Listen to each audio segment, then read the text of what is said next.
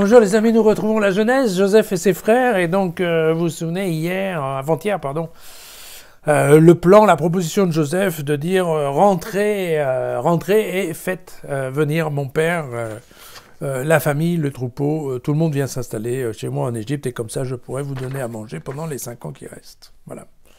Et donc on retrouve la continuation de l'histoire qui est toujours en Genèse au chapitre 45, les versets 16 à 28.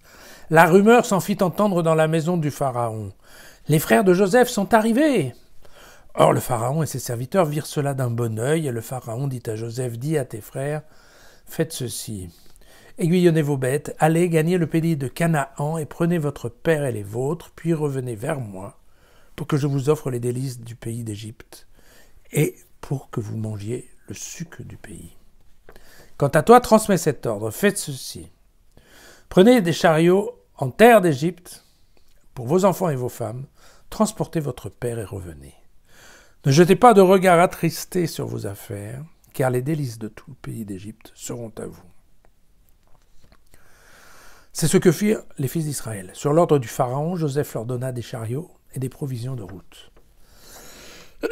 À chacun, il donna des vêtements de rechange, mais à Benjamin, il donna 300 cycles d'argent et 5 vêtements de rechange.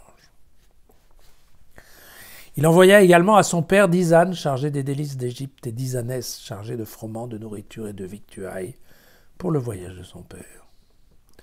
Il laissa alors partir ses frères et leur dit au départ « Ne vous laissez pas ébranler sur la route. » Remontant d'Égypte, ils arrivèrent au pays de Canaan chez Jacob, leur père, et lui annoncèrent « Joseph est encore en vie, et voilà qu'il est régent sur tout le pays d'Égypte. » Mais le cœur de Jacob demeura insensible, car il ne les croyait pas. Alors ils lui répétèrent toutes les paroles que Joseph leur avait dites. Puis, il vit effectivement les chariots que Joseph avait envoyés pour le transporter, et l'esprit de leur père Jacob se ranima. « Il suffit, s'écria Israël. Mon fils Joseph est encore en vie, je vous parle de le voir avant de mourir. » Et oui, peut-être ça va marcher, peut-être qu'ils vont se retrouver encore vivants. Alors, petit point de détail littéraire, vous avez vu, on a l'impression que là, le texte, ça patine un peu, parce qu'en fait, le Pharaon dit la même chose que ce qu'avait dit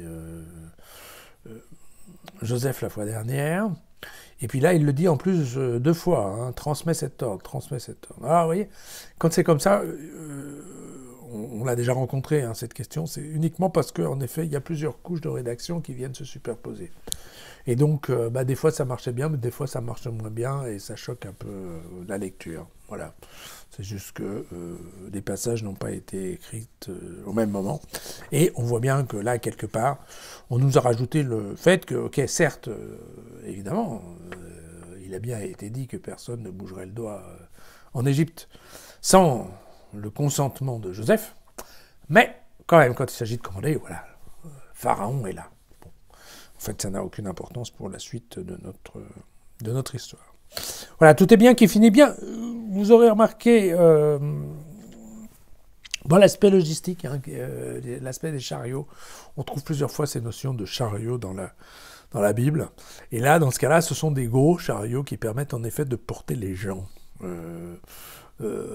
Pour les grands voyages, en fait, voilà, les femmes et les enfants, eux, ils ne marchent pas si facilement que ça. Les poules non plus. Voilà. Et donc, c'est à ça que ça sert. En fait, c'est le camion et l'autocar dans le temps. Et c'est amusant de voir qu'en effet, ils pensent bien.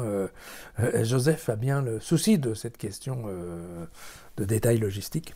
Alors, vous allez me dire que pour le grand vizir, c'est peut-être quand même normal, mais et c'est vrai que Joseph avait quand même été particulièrement soigneux dans la façon vous savez, de récupérer toute la partie du grain des bonnes récoltes. Donc il doit s'y connaître en logistique, ça c'est certain.